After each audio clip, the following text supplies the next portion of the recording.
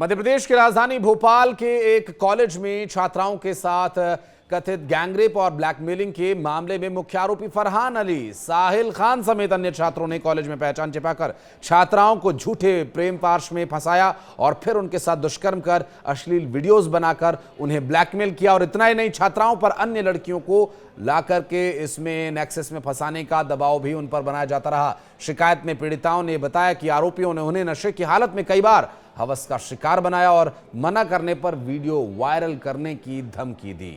ऐसे दरिंदों के साथ क्या होना चाहिए? बहुत से लोग कहते हैं ऐसे दरिंदों को गोली मार देनी चाहिए। जी हां, और इस मामले में अब ऐसा ही कुछ हुआ भी है। नमस्कार, मैं हूं आशीष त्रिपाठी और न्यूज़ 18 के इस डिजिटल प्लेटफॉर्म पर इस वीडियो के अंत तक आप समझ पाएंगे कि एक रेप के आरोपी को पुलिस ने गोली क्यों मारी। जी हां, चलिए पूरी खबर आपको समझाते हैं। भोपाल रेप एंड ब्लैकमेलिंग कांड के मुख्य आरोपी फरहान को गोली लगी। दरअसल अशोका गार्डन के थाना प्रभारी हेमंत श्रीवास्तव ने बताया कि शुक्रवार रात करीब 11:30 बजे की यह घटना है।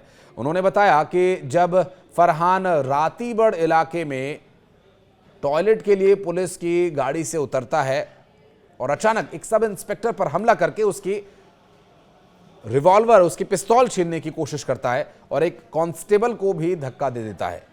और इस दौरान फरहान ने एक एसआई की रिवॉल्वर स्नैच करने यानी छीनने की कोशिश की और भागने का प्रयास किया और इस बीच छीना झपटी में गोली चल गई और फरहान के पैर में लग गई। आरोपी फरहान मुख्य आरोपी है इस पूरे रेप और ब्लैकमेलिंग कांड का, जिसे लेकर पुलिस अबरार की तलाश में निकली थी और एक शातिर अपराधी की तरह, एक हिस्ट्री शीटर की तरह, एक आतंकवादी की तरह उसने पुलिस को धक्का देकर पुलिस पर हमला करने की कोशिश की और भागने का प्रयास किया। दरअसल मध्य प्रदेश की राजधानी भोपाल के एक कॉलेज में छात्राओं के साथ गैंगरेप और ब्लैकमेलिंग के मामले में मुख्य आरोपी फरहान का शॉर्ट एनकाउंटर हुआ, ऐसी खबर आई थी।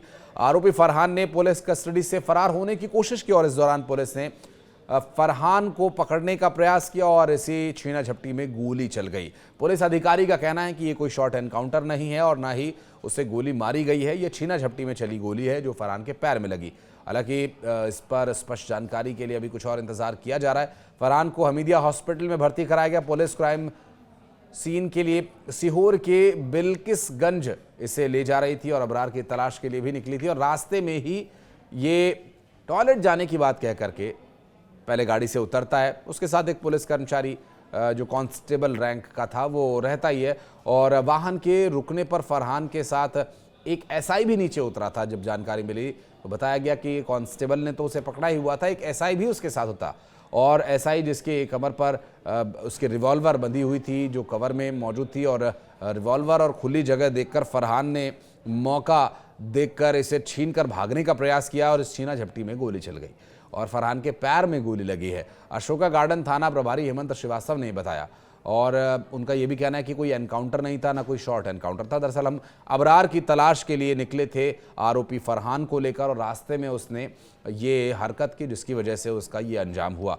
और ऐसे में सब इंस्पेक्टर और एक प्रधान आरक्षक, दो लोग साथ में भी थे। आरोपी फरहान ने सब इंस्पेक्टर से पिस्तौल छीनने की कोशिश की थी और उस पर फायर भी करने का प्रयास किया था।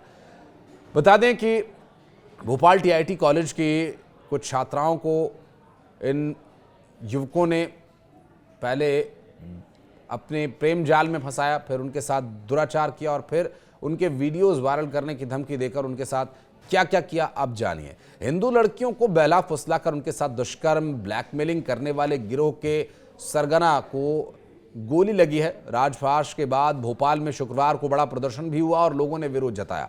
लोगों का गुस्सा सड़क चौराहों पर अब दिखाई दे रहा है। तख्तियां लेकर के युवतियां, महिलाएं अब सड़क पर नजर आ रही हैं। शहर की बेटियां, छात्राएं सभी यहां पर प्रदर्शन कर रही हैं। 25 अलग अलग स्थानों पर एक साथ प्रदर्शन किया गया। दरअसल सकल हिंदू समाज के आह्वान पर हर जगह अच्छी खासी भीड़ जुटी हुई थी। प्रदर्शनकारी आरोपियों के लिए फांसी की सजा की मांग करते, नारे लगाते नजर आई। 10 नंबर मार्केट सहित कुछ स्थानों पर भी प्रदर्शन के दौरान उपस्थित लोगों को लव जिहाद के विरुद्ध संघर्ष की भी शपथ दिलाई गई। हालांकि उचित और माकूल पुलिस के इंतजाम यहां पर थे और इस बीच पूछताछ में ये भी बात सामने आई है कि गिरोह शातिर ढंग से वारदात को अंजाम दे रहा था।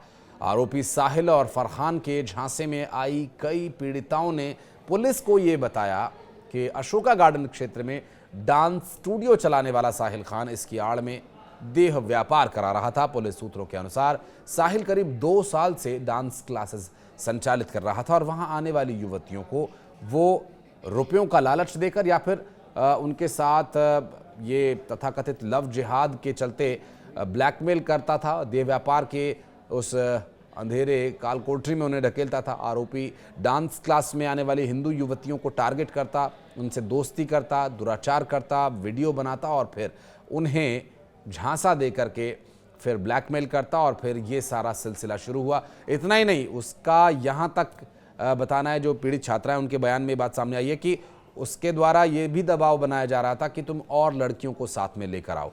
अब फिलहाल साहिल को रिमांड पर लेकर पूछताछ की तैयारी चल रही है। हिंदू युवतियों को निशाना बनाकर उनसे दुष्कर्म करना, ब्लैकमेल करना इस गिरोह का एक प्रमुख पेशा बन गया था। इसमें कथित कुछ बदमाशों के द्वारा इन दरिंदों को फंडिंग किए जाने की भी बात सामने आई, जिसमें 5 आरोपी अब तक गिरफ्तार किए गए हैं। एक आरोपी अबरार है, जिसकी तलाश के लिए पुलिस के साथ फरहान को लेकर पुलिस जा रही थी और इसी दौरान उसने ये हरकत की।